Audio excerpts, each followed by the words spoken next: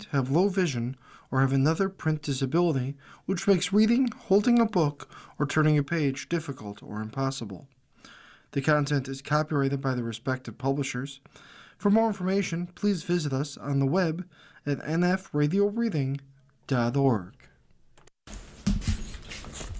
Hello, this is Michelle.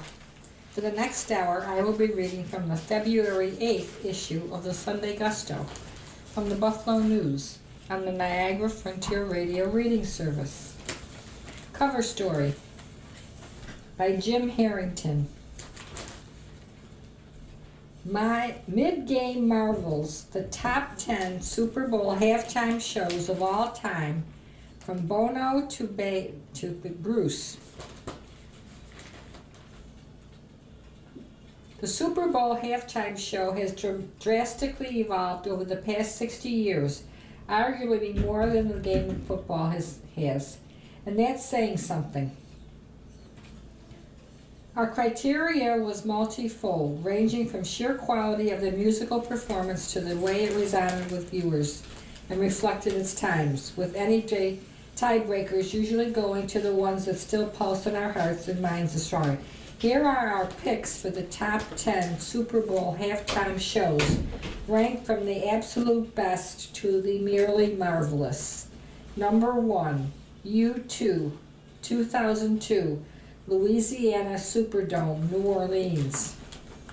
Number 2, Katy Perry, 2015. Location, University of Phoenix Stadium, Glendale, Arizona. Number 3, Prince, 2007. Location, Sun Life Stadium, Miami Gardens, Florida. Number 4, Diana Ross, 1996. Sun Devil Stadium, Tempe, Arizona. Number 5, Paul McCartney, 2005, Everbank Field, Jacksonville, Florida. Number 6, Michael Jackson, 1993, Rose Bowl, Pasadena, California. Beyoncé, 2013, Mercedes-Benz Superdome, New Orleans.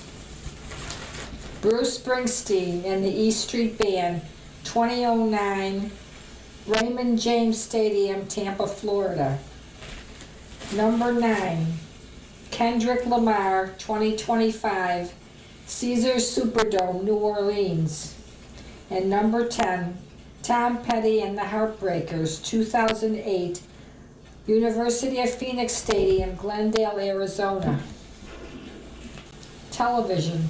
Hitting the Spot, What to Expect from This Year's Super Bowl Commercials by Mayor Anderson. Dozens of advertisers are pulling out all the stops for Super Bowl 60, airing Sunday on NBC. Each year, ads offer a snapshot of the American mood, as well as which industries are flush with cash that particular year, from the dot-com bowl of 2000 to the crypto bowl of 2022. This year's trends include health and telehealth companies advertising weight loss drugs and medical tests, tech companies showing off their latest gadgets, and apps and advertisers showing cases AI in their ads. Villanova University marketing professor Charles Taylor said, because of heavy headlines in the news lately, he expects advertisers to stick to a light and silly tone. Because of the Super Bowl status as a pop culture event with a fun party atmosphere, the vast majority of brands will avoid any dark or divisive tone and instead allow consumers to escape from thinking about these troubled times, he said. Record-breaking prices. Advertisers flock to the Super Bowl each year because so many people watch the big game. In 2025, a record 127.7 million U.S. viewers tuned in across television and streaming platforms. Demand is higher than ever because live sporting events are one of the few remaining places in the fractured media landscape where advertisers can reach a large audience. NBC sold out all ad space in September. Space sold for an average of $8 million per 30-second unit, but a handful of spots sold for $10 million plus, A record, said Peter Lazaris, Executive Vice President, Sports and Olympics Advertising and Partnerships for the NBC Universal. Celebrities galore. Featuring celebrities is a tried and true way advertisers can get goodwill from viewers. This year, Fanatics Sportsbook enlisted Kendall Jenner to talk about the Kardashian curse in which bad things happen to basketball players she dates. George Clooney appears in a Grubhub ad to promote a deal that the food delivery app offers to eat the fees on orders of $50 or more. Several ads feature more than one celebrity or sports star.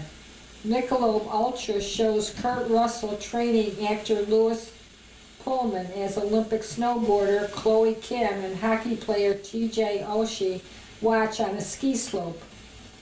Xfinity reunited Sam Neill, Laura Dern, and Jeff Goldblum in a tongue-in-cheek re-imaging of Jurassic Park.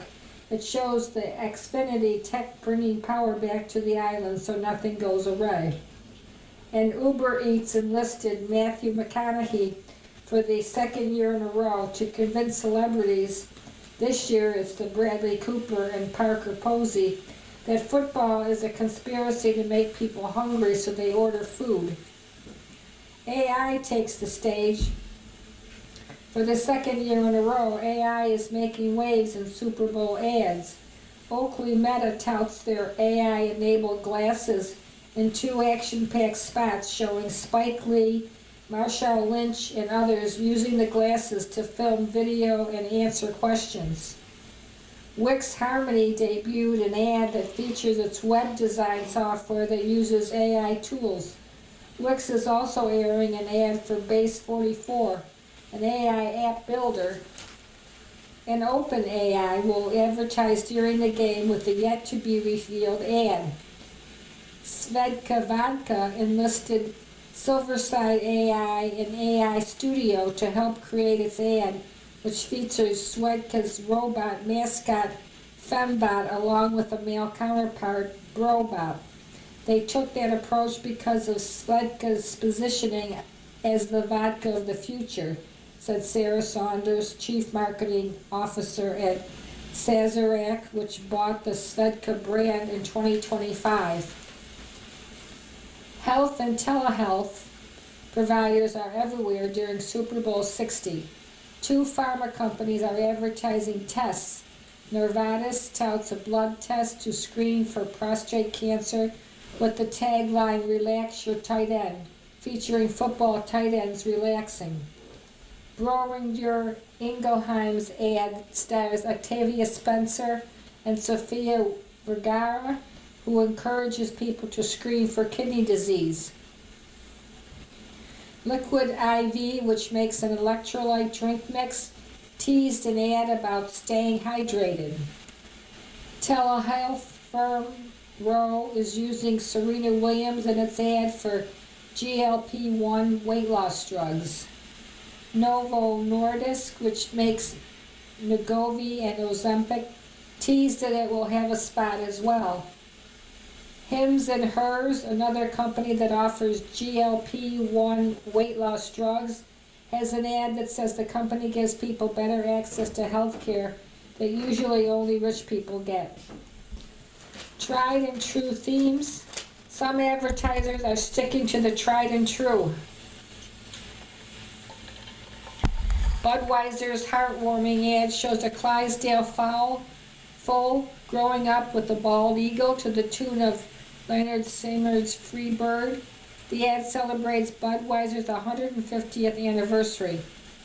And Pepsi tries to reignite the cola wars with its ad showing polar bears, Coca-Cola's famous mascots, picking Pepsi Zero Sugar over Coke Zero in a blind taste test.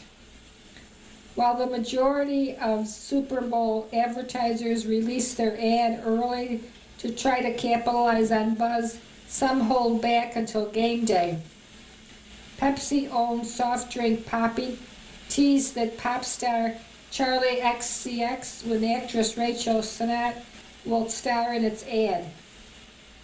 Ben Affleck is back in an ad for Dunkin' Donuts.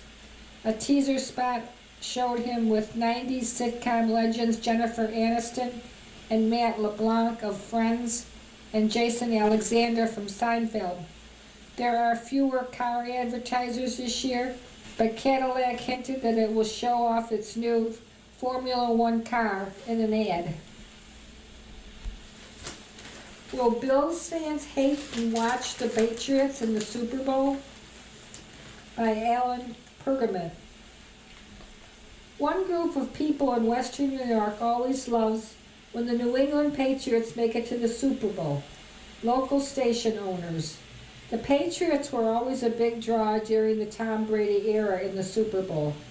If history is a guide, local NBC affiliate WGRZ TV Channel 2 must be more thrilled than Buffalo Bills fans are that second-year quarterback Drake Meyer and the Patriots are playing the Seattle Seahawks in today's Super Bowl. The only thing that might have been better for Channel 2 would have been if the Bills were in it. Now the station has to root for Bills fans to watch the game because the Patriots are in it. Love them or hate them, the Patriots have been a big Super Bowl draw here. The Patriots' 34-28 comeback victory in overtime over Atlanta in 2017, carried by Fox affiliate WUTV, had a 57.2 rating, which stands as a local record since Buffalo became a metered market almost 26 years ago. One rating point in Western New York is equivalent to 6,370 households. The Philadelphia Eagles' 41-33 victory over the Patriots in 2018 Super Bowl had a 56.4 rating on WGRZ Channel 2, the local NBC affiliate, when the Buffalo market was the highest rated in the country. The Patriots' 13-3 victory over the LA Rams in the February 2019 Super Bowl had a preliminary rating of 52.4 on WIVB-TV, the local CBS affiliate. The last Super Bowl to get a rating above 50 in Western New York was Tampa Bay's 31-9 victory over the Kansas City Chiefs in 2021, and it had a couple of Patriot angles. Brady was the quarterback, and tight end Rob Gronkowski, the Western New York native who played with Brady in New England, had 2 touchdown catches. It had a 51.3 rating. It's difficult to predict what the local ratings will be for today's game between the Pats and the Seahawks, carried on Channel 2 and also streamed on NBC's streaming site Peacock. With the cold weather continuing across the country, NBC is anticipating a huge rating for the game. However, the ratings trend locally for Super Bowls is downward. Philadelphia's 40-22 victory over the Chiefs in the 2025 Super Bowl averaged a 37.2 Nielsen rating on Fox affiliate WUTV, making it likely the lowest rated Super Bowl locally since meters came here. But it comes with an asterisk. A rival rating service, ComScore, put the Nielsen result in question. ComScore said the game averaged a 77.9 rating on WUTV and Tubi, the Fox-owned streaming service. Even if the Nielsen figure doesn't include Tubi, that is a huge difference between the rating services. The local Tubi figure would have to have been extraordinarily high in Western New York to explain the difference. A knowledgeable source on local ratings suggested that the Nielsen rating for last year's Super Bowl was ridiculously low, and the ComScore rating ridiculously high. In any event, the Nielsen rating for the 2025 Super Bowl is an outlier. Kansas City's 25-22 victory over San Francisco in the 2023 Super Bowl averaged a 49.5 rating on Channel 4. That was up from the 46.7 rating for the Chiefs' win over the Philadelphia Eagles in 2022. One measure of local interest is how well the conference title games performed on January 25th. New England's 10-7 victory over the Denver Broncos in the AFC title game, played in the afternoon in the snow in the second half, averaged a 30.4 rating on Channel 4. Seattle's 31-27 victory over the LA Rams, led by quarterback Sam Darnold in the NFC title game, played in the evening, had a 24.5 rating on WUTV.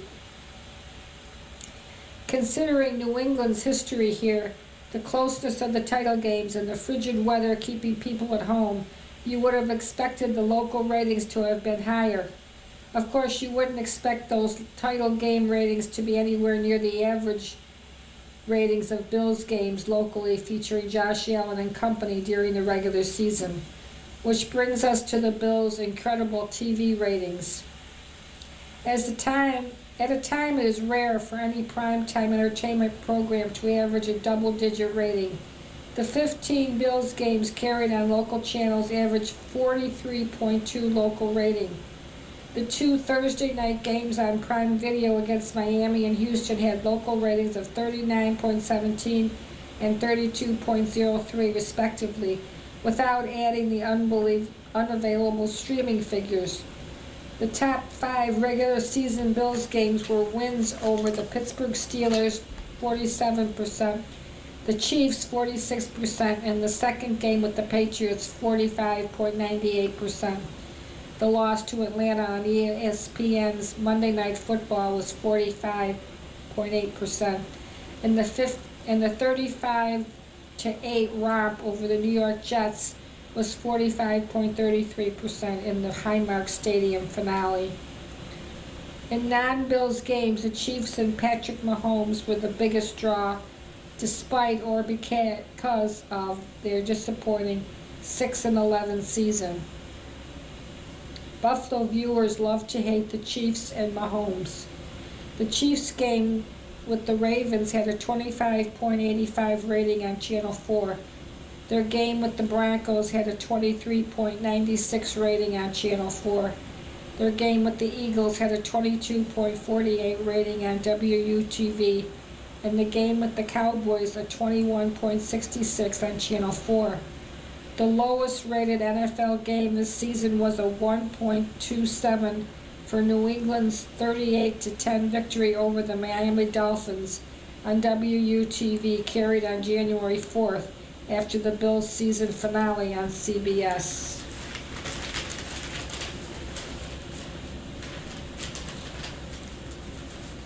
Television. Hitting the spotlight. You're listening to a reading of articles and features from the February 8th issue of the Sunday Gusto from the Buffalo News on the Niagara Frontier Radio Reading Service. Television. Hitting the spot. What to expect from this year's Super Bowl commercials. Whoops, we read that already. How about things to do? Eric Church, Jeff Dunham, Graveyard Humor, and ICTC by Tony Roberto. The accolades for country music superstar Eric Church, who returns to KeyBank Center on Friday, are too numerous to fit into this column. A quick roundup includes more than 30 gold, platinum, and multi-platinum certified songs, 7 Academy of Country Music Awards, and 4 Country Music Association Awards. But if we concentrate only on his awards, we neglect who Church is as a man. After the devastation of Hurricane Helene in 2024, Church gave his song Darkest Hour to the people of his home state of North Carolina. The new song, Church said in a video, "If the moment," and "was," the best way I could think to try to help. It's one of the numbers he's been singing on his current tour, along with other songs from his most recent album, Evangeline versus the Machine, and hits like Desperate Man, Give Me Back My Hometown, Drink in My Hand, and Springsteen. The last time Church was here was in 2021. when Buffalo News contributing reviewer Nancy J. Parisi wrote that the two-set 33-song concert flowed beautifully, swinging from booming rock country to more quiet and contemplative church compositions. Church returns to Buffalo to perform at 7:30, February 13th at the KeyBank Center. Doors open at 6:30, and singer and songwriter Ella Langley opens. Want more of church? His IMAX concert film, Eric Church, Evangeline vs. the Machine Comes Alive, is screening at 7 p.m. Wednesday and Saturday at the Regal Transit Center and the IMAX. A Skull in Connemara, February 13th through March 1st, Friday through March 1st at the Irish Classical Theatre, Andrews Theatre, Main Street. If you have a play with the word skull in the title, the audience will expect to see just that, a skull. For this ICTC production, audiences are getting many more as prop master Diane Almeida Jones is creating 60 skull replicas by using plaster of Paris and silicone molds. She makes 2 at a time, aging painting them so they look like they are in various stages of decomposition. Also needed, 20 leg bone replicas and fake wood for coffins so the actors don't get splinters. Why the morbid props? In A Skull in Connemara, an employee of an overcrowded Irish cemetery exhumes corpses so he can crush their bones to dust and make room for new arrivals. But there's going to be a surprise for him along the way. Clearly this play, part of the Lee Ann trilogy by Martin McDonough, takes the phrase graveyard humor to the max. Look for Broadway veteran Robert Creighton from The Lion King and Frozen in his Buffalo and ICTC debut. For tickets information, visit theirishclassical.com. Larkin Valentine's Market, 10 to 2 Thursday, the Larkin Exchange Street. Throughout the year, Larkin Square hosts vendors selling unique handcrafted gifts you can buy for others or yourself. This one, themed Valentine's Day, is held on the first floor of Larkin at Exchange, the LCO building. Participating vendors are Aura and Soul Floral Studio, Blue Table Chocolates, Bound to Be Yours, LLC, Shares Decor and more, Heart Leaf Print Plants, Makeup Surprise, Park Edge Sweet Shop, Rust Belt Love, Silver Lining Jewelry, the Cookie Jar, and the Paper Palace. There's free parking in the lot. Jeff Dunham, 3 p.m. February Day at the KeyBank Center. February Day. In the 4 years since Jeff Dunham last performed in KeyBank Center, much has changed. Just look at the name of his latest tour, Artificial Intelligence, to get a clue about this show. While the comic ventriloquist is returning with his popular friends Walter, Peanut, and Archimed, the topics will be of the moment with AI-themed skits. So Grumpy Walter will argue with voice assistants like Alexa and Siri. The hyperactive Peanut has problems on social media, and the Alchemid tries his hand at dating apps that can't go well. Doors open at 2. Mardi Gras 5 with Leron Zydeco and the Buffalo Touch, 2 p.m. next Sunday, the Pat's Banquet Hall, South Rossler Street. Wear your favorite Polish or New Orleans styled outfits for dancing at this Mardi Gras celebration. Laurent Zydeco and the Buffalo Touch Polka Band will play separately and together. Also performing are Captain Tom from Captain Tom and the Hooligans and Kid Kyle from the Brass Machine. Tickets are $12 in advance, $15 at the door. Bring friends and buy a table for $10 for $100. Doors open at 1. Quick on the calendar, the Wombats, 7 p.m. Tuesday, Electric City, Pearl Street. Mo, doors open at 7, Friday, Saturday, and Sunday at the Town Ballroom. Party Gras with the Brass Machine and Banjo Juice Jazz Band, 7 p.m. Friday in the Nietzsche's on Allen Street. A Horror Valentine's Night, 8 p.m. Friday, Buffalo Creek Bar and Grill, Clinton Street, with DJ Fun Day. Winter Hike, 1 to 3, Saturday at the Hull Family Home in Farmstead, Genesee Street, Lancaster. Plus guided tours and snowman building. Wizard of Oz on Ice, 3 p.m. Saturday, Riviera Theater, Webster Street. Just announced, Rockin' the Downs Summer Concert Series at Batavia Downs, Park Road, Batavia. The Spinners, June 26th.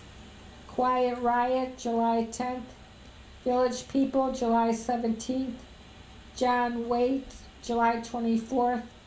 America's Van Halen Experience Jump, July 31st. Tribute Night with Rumors ATL and Refugee, August 7th. Joe D. Messina, August 14th. Single and season tickets are available at BataviaConcerts.com. Andrea Bocelli, 8 p.m. December 11th, Keybag Center. Casting Buffalo, Industry Night, an evening of live theater, networking, and question and answer with a performance of Exit Strategy, 7:30, February 26th at the Road Less Traveled Theater, Main Street. OLG Stage, Little Big Town, 8 p.m. July 10th. Parker McCollum, 8:30, July 23rd. Fallsview Casino, Fallsview, Niagara Falls, Ontario. Wester Riviera Theater, just announced. Sinatra, Trays, August 21st.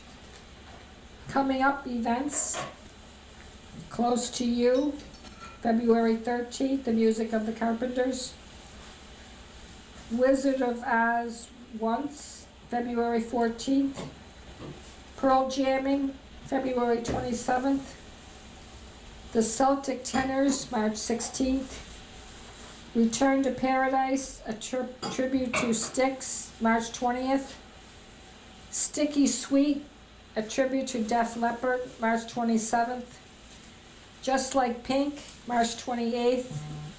Strange Love, April 4th.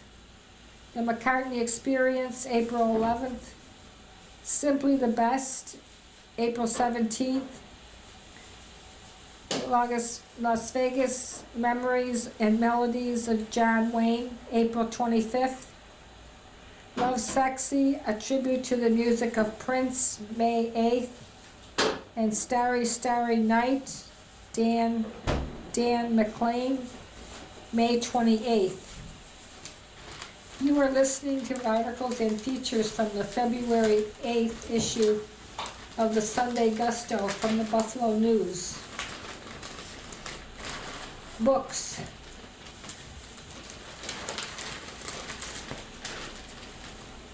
Tashida Knows About Spies, Clogged Toilets, and Smut by Chris Hewitt. St. Paul, Minnesota-based writer Sam Tashida can thank a cappuccino for her writing career. More than a decade ago, the University of Minnesota's law school graduate intended to study in a coffee shop, except that's not what she did. Instead, she hired a babysitter, went to Starbucks, and started writing a novel. jokes Tashida, to avoid studying for the bar, I became a novelist. That book was published under a pseudonym as Ruby's Misadventures with Reality. Tashida is pronounced cheetah. Did pass the bar and worked for a few years in mostly mind-numbing legal jobs. Writing on her lunch hours gave way to writing full-time. After she published the amnesia-themed romance series, Who Am I?, in 2021, Tashida remembers thinking, I've got this, I'm a writer now. Then she sold the film rights and it felt financially possible to be a writer, said Tashida, 46, who's married to Terrell Adams, a paramedic, and who has 4 kids ranging in age from 11 to 19. The money part hasn't always gone smoothly. The publishing industry is notoriously fickle, but Tashida has a pair of books coming out almost simultaneously.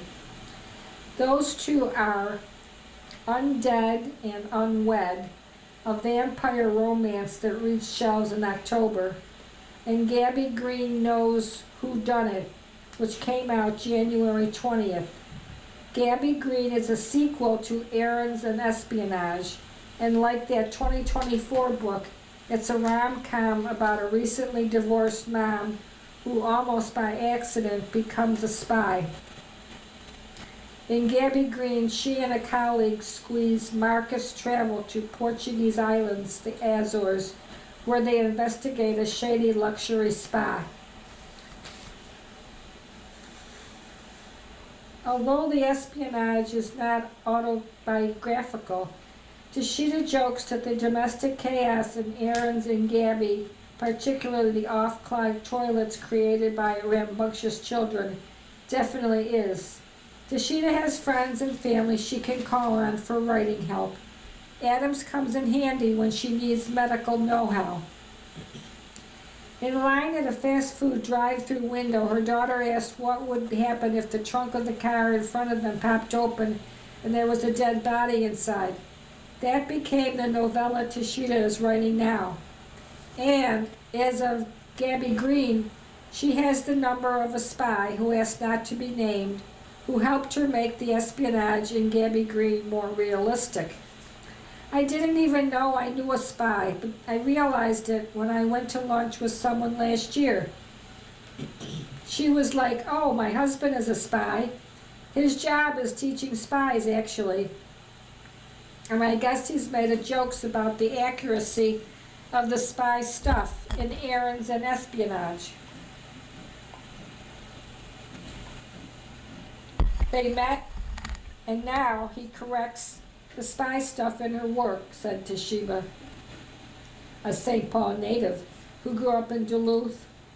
Given the uncertainty of the publishing industry, many writers find it wise to have multiple revenue streams, and Tashida has developed a few. Although the movie has not been made, Siri sold it to Hollywood, as did Errands and Espionage. Rights to the latter were purchased by a company co-founded by I found this on the web for Justin, Solve a True Hollywood as an espionage. Check it out. who starred and directed the hit romance It Ends With Us and is currently embroiled in litigation with a co-star Blake Lively. I've loved the people I've worked with there. I had breakfast with them when they were in town a month ago, and they've been nothing but great. I met Justin Baldoni on a Zoom call, and he had lots of good story ideas, said Tashida, who will be credited as a consulting producer on the film version of Errands and Espionage. There's also Smut U, which Tashida founded. She jokes it's a fake university for real writers. Weekly online classes and Zoom appearances by top authors such as Carly Bloom help guide about 20 writers through finding agents, querying publishers, and writing sex scenes. I try to have a sense of humor about it. I give a yearly award for the worst sex scene, and we have retreats where there are certificates if you complete a novel.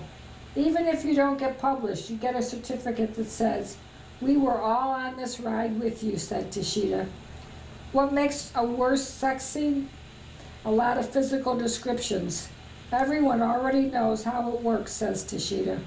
You need to get in the person's head, how they are thinking and feeling about the other person in the scene. Really, it's just a regular scene, except that sex is what they're doing, instead of eating breakfast or whatever.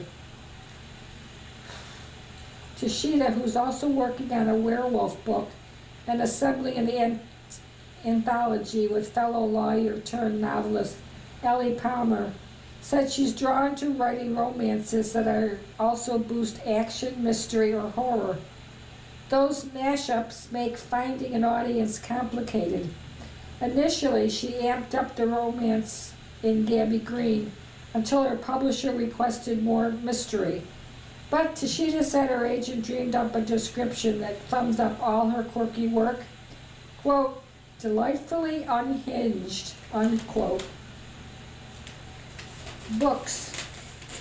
Go as a River, Shelley Reed's debut novel, becomes a global sensation. By Haley Italia. From her house up high in Colorado's Elk Mountains, author Shelley Reed can only look out in amazement at the worldwide success of her debut novel, Go as a River. There were upwards of 30 translations already secured before the novel was introduced in the U.S., says Reed, a fifth-generation Coloradoan who lives with her husband in Crested Butte in a home they built themselves. And that is when I was like, oh my goodness, it's thrilling, scary, magnificent. Published in 2023 by Spiegel and Grow, Go as a River received little major review attention beyond trade publications when first released, and its honors are mostly regional, including a High Plains Book Award and a Reading the West Book Award. But her novel has been a hit in the U.S. and well beyond, appearing on bestseller lists everywhere from North America to Scandinavia and selling more than 1 million copies. Mazer Kaplan, founded by producer Paula Mazer and independent bookseller Mitchell Kaplan, is working on a film adaptation. Eliza Hittman, whose credits include the award-winning Never Rarely, Sometimes Only, is expected to direct. Reed's 300-page novel spans from the 1940s to the 1970s and centers on a 17-year-old Colorado found girl's ill-fated romance with an itinerant indigenous man and how it haunts and changes lives for decades to come. Go as a River proves that some books can break through without high-profile endorsements or author name recognition. It also adds the 61-year-old Reed to a special list of first-time authors, from Frank McCourt to Louis Begley, middle-aged or older, who finally get around to that book they have been meaning to write and receive wide acclaim. What she's done is unusual, says Spiegel and Grow co-founder Cindy Spiegel. Every now and then someone comes along who has a vision that they've held for many, many years, and they really do write it down. Most people don't. A native of Colorado Springs, Reed is a graduate of the University of Denver who has a master's degree from Temple University's creative writing program. She's a longtime educator who parsed and absorbed so many books that one of her own inevitably came out on the other end. A teacher with a story of her own. For nearly 3 decades, she taught writing and literature, among other subjects, at Western Colorado University. During that time, a character kept turning up in her thoughts, the germ of what became her novel's protagonist, Victoria Nash. There was something about Victoria, an emphatic quality Reed related to. But she had her career and 2 young children. She was just trying to keep my head above water as a super busy mom with a lot of very intense challenges. With Victoria unwilling to leave her be, Reed began jotting down notes on Post-its, napkins, and other papers that might be around. With her husband's urging, she took early retirement and committed to completing her book. She wrote stories in her early years, but never attempted a full-length narrative. I had no idea where it was going. I had no intentions about where it was going because I had never written a novel before, Reed says. Once I figured out this was going to be a novel, I was like, oh no. I've studied novels thousands of times throughout my life, but I never even considered that I would write one. Reed stepped down in 2018 and by the following year had finished a manuscript. First-time authors of any age struggle to find representation, but during a 2017 writers' conference at Western Colorado University, Reed met Sandra Bond, a Denver-based agent. Colorado girl, Bond calls herself. We hit it off immediately. We have very similar backgrounds in growing up in Colorado.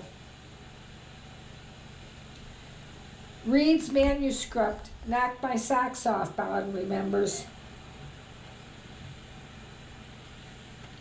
But it wasn't an easy sell. The second half of the book didn't quite meet the standards of the first, and Bond didn't have the editing skills to fix it. Go as a River was turned down by 21 publishers before Spiegel signed it up. Spiegel and Grau began as a Penguin Random House imprint and reopened in 2020 as an independent a year after PRH shut it down amid a corporate reorganization. I had a feeling Sidney might be able to see how to guide Shelley in revising the second half, what was really working and what wasn't, and why, Bond says. Spiegel and Reed worked on revisions. The finished version is entirely from Victoria's perspective. The original draft shifted narrators midway. Meanwhile, the publisher showed the manuscript to the international agent Susanna Lee, who read it in one sitting and quickly arranged for meetings with foreign publishers. It was mid-July, and she remembers tracking down publishers in Norway and Finland and other parts of Scandinavia at a time of year when book executives usually are on vacation. Suddenly they were all reachable, she says. Reed is working on a second novel set in western Colorado, where her homestead grandparents lived. Meanwhile, royalties from Go as a River allowed her a few indulgences, from installing solar panels on her house to a little travel, not to mention paying off college tuition for her son and building up the family retirement savings. Not too sexy, she acknowledges. We're still do-it-yourselfers, and I still drive an old Toyota pickup. The main thing about the royalties is that I get to be a writer for a living, and that is a dream come true.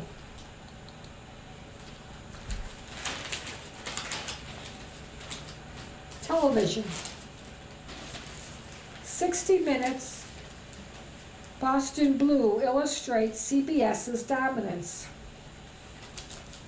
With NBC's coverage of the Winter Olympics about to dominate broadcast television viewing in February, before mid-season series arrives, it's time for another edition of What Western New York is Watching. The Nielsen results during the November sweeps are the guide. As usual, the top 10 list is dominated by shows carried by local CBS affiliate WIVB-TV Channel 4, and NBC series set in Chicago produced by Dick Wolf. Here is the list of the top 10 regular series after viewing on the same day and 7 days later. NBC Sunday Night Football. No surprise here. In football-crazy Western New York, it's the number one, averaging 12.5 rating in November. It averaged an 18.1 rating during the entire NFL season, which included Bills games with Baltimore and New England. Buffalo was the number one SNF market in the country. A rating point is equal to 6,370 households in Western New York. 60 Minutes. The CBS News magazine, which has been in the crosshairs of the Trump administration, is number 2. It gets a boost from lead-ins from NFL games, especially when the network carries Bills games in the late 4:25 p.m. window. The program averaged a 12.4 rating in November. Boston Blue, the CBS spinoff of Blue Bloods, featuring Donnie Wahlberg as a detective, Danny Regan, as the top-rated scripted series. It's a creative mess loaded with cliches and stilted dialogue, but it has heart and viewers obviously love Danny. It ended its fall run with a cliffhanger that was as absurd as the premise of Danny being loaded from the NYPD to the Boston Police Department. I assume viewers are just hoping it will improve or hate watch it. It gets a 6.0 rating on Fridays that grows to 11.1 rating 7 days later. Tracker, the third season in which Justin Hartley, This Is Us, plays a good-hearted survivalist who finds missing persons, averages a 10.4 rating, playing opposite SNF games.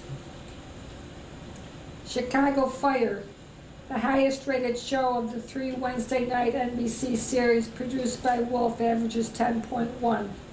Chicago PD is close behind in 8th place with a 9.5 average, and Chicago Med in 9th with 9.4 average. Fire Country, the CBS series about firefighters, is tied for 5th with Chicago Fire with a 10.1 average rating. Its spin-off, Sheriff Country, is 7th with a 9.7 rating. NCIS, it has been some time since it was number 1, but it is number 10 and still gets a healthy size audience in its 21st year. Here are some things to note. The top 10 above concerns regular series that air multiple episodes. The list doesn't include one-shot sports programs. The Bills' 23-19 loss to the Houston Texans on Prime Video's Thursday Night Football, that was simulcast on Channel 7, was the top-rated primetime program during the November sweeps, with a 32.3 rating. The streaming rating, which would add to the total, is unavailable. The second highest rated program in the category was for the LA Dodgers Game 7 World Series victory over the Toronto Blue Jays in 11 innings on WIVB, WUTV. It had 14.6 rating. The sweetly nostalgic Everybody Loves Raymond's 30th anniversary reunion, with appearances by cast members Ray Romano, Patricia Heaton, and Brad Garrett, and creator Phil Rosenthal, had a strong 9.3 local rating and did so well nationally that CBS added a second reunion show.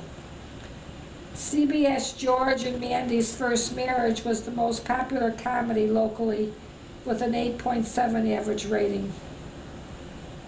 CBS Survivor was a top-rated reality program with 6.3 rating.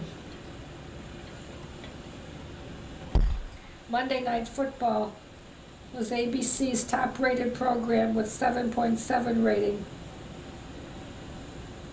Its top-rated drama was Grey's Anatomy in its 22nd season. Grey's only received a 2.2 rating on the day it premieres, but it grows to 5.4 rating 7 days later. 9/11 is a close second at 5.2. High Potential, one of my favorite network dramas, is a close third at 5.1. Fox's top-rated series on WUTV is Doc, which has grown on me and has become one of my favorites. It stars Molly Parker as a brilliant doctor who's trying to regain her memory after an accident and is being sabotaged by a vengeful co-worker. It averages a 3.7 rating, with most of it up to 7 days after it airs, which is a good sign. It has a 1.4 same-day rating. NBC's decision to carry regular season NBA games on Tuesday nights isn't paying off. It averages a 1.1 rating here. That doesn't bode well for NBC deciding to carry NBA games on Sunday nights. The first games premieres Sunday opposite the Grammy Awards on CBS. The NBA games on Sunday night return after the Olympics. The majority of the 155 programs airing in November received ratings under 4.0, with 21 getting under 3.0 and 24 getting in the ones. WNLO-TV, the local CW affiliate, doesn't have a program averaging as high as a 1.0 rating. CW is now owned by Nexstar, which also owns Channel 4. Restaurant notes. Taste. Thin Man Community Beer Works opens sleek new tap room by Francesca Bond. Chandler Street Brewery's new tap room in Black Rock is an airy former warehouse. The ceiling is a jungle gym of suspended pipes and exposed heating ducts. The wall of windows folds open like garage doors onto a patio.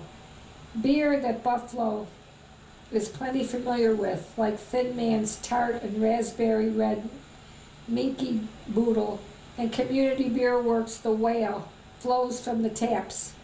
It has all the elements of a typical Buffalo brewery, yet it's clear that Chandler Street Breweries is part of a craft beer's next evolutionary stage. The craft beer industry has grown up. Its once explosive growth has slowed. When two of Buffalo's most popular breweries, Community Beer Works and Thin Man Brewery, consolidated their ownership a couple of years ago, they both closed their longtime tap rooms and focused on growing retail sales. With Chandler Street Breweries, both breweries are back to serving their beer directly to customers, though the new tap room retains the industrial spirit that flows through so many breweries. It's juxtaposed with sleek, wooden, mid-century modern furniture and warm light fixtures. The chairs are upholstered in supple cappuccino-colored leather. A lounge area with a couple of leather couches facing each other over a coffee table would be at home in a Starbucks. Those lounging on the couches can turn toward a window for a peek into the operational brewery, where commercial beer tanks of varying sizes are stacked behind each other like silver trees in a forest. I'm nervous as much as I am excited because we've been operating in a completely different mode for the past 2 years. We've been producing beer for the wholesale market only, and now we're producing beer for customers to come in and experience beer where it's made, said Chris Groves, Director of Operations at Community Beer Works. I think that's an important element to get back to. People want to experience the beer where it's made. That's the freshest you can get it. The names of the on-draft beers are laser etched into wood slats hanging on a sign above the bar. Each beer is brewed in-house by one of Chandler Street Brewery's 3 brands, CBW, Thin Man, and the newer award-winning Smoldered Society. Beer ranges from Pilsners, at least one from all 3 brands such as CBW's Let's Go Pils, Thin Man's Pils, Mafia, and Smoldered Society's Strike Anywhere, to lagers and hoppies IPAs to a highly alcoholic double IPA. Chandler Street Breweries will also make small batch beers served exclusively in the tap room. Restaurant news. Over 30 local businesses, including many restaurants, took a stand against the Trump administration's intensified immigration and customs enforcement raids in response to protests last week. A handful of businesses closed on Friday as part of a nationwide strike, while many others remained open but donated a portion of their sales to nonprofits supporting the immigrants. Both the National Buffalo Wing Festival and The Taste of Buffalo are nominated for spots on different USA Today lists about the best food festivals in the country. Whether they win will be decided in about a month. Buffalo chef Darian Breyer, owner of Larkinville Bratz Hill, is competing on Fox Next Level Chef. The news TV critic Alan Pergament called the reality cooking show as chaotic and anxiety-ridden as any Bills game. Food events. Jack Rabbit on Elmwood is hosting a Valentine's Day cake and sip from 6 to 8, February 12th. Punchki season is upon us. The indulgent jam-filled donuts are eaten on and around Fat Tuesday, just February 17th, right before Lent in Poland and cities with large Polish-American communities. You have been listening to a reading of articles and features from the February 8th issue of the Sunday Gusto. Your reader has been Michelle. Thank you for listening. Coming up next in the Niagara Frontier Radio Reading Service, we have the front section of the Sunday Times. At 2 o'clock, we have the New York Times opinion section. And at 3 o'clock, we have the New York Times Arts and Leisure section. Stay with us for these readings and more throughout the day. If you're listening to this publication online, you're probably using our website, a podcast player like Spotify or iTunes, a streaming service like Siro, or a smart speaker. Did you know that we now have a dedicated app that can be downloaded to any mobile device, like a smartphone or tablet, for free?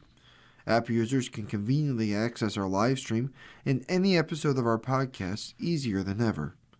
To download the app, just type NFRRS in the search window in the Apple App Store or in the Google Play Store. Contact us anytime if you have any questions by calling 716-821-5555, extension 5. Thank you. You're listening to the Niagara Frontier Radio Reading Service. As of this year, our agency has broadcast more than 300,000 hours of radio readings. Volunteer radio readers read newspapers, magazines, and books to area people who are blind or have a print disability, who are provided reading radios. Radio Reading's broadcast signal is provided at no charge by WNED. Radio Reading broadcasts from studios at 1199 Harlem Road in suburban Buffalo. Please let others know about Radio Reading. It's your service. For more information on the Niagara Frontier Radio Reading Service, call 716-821-5555.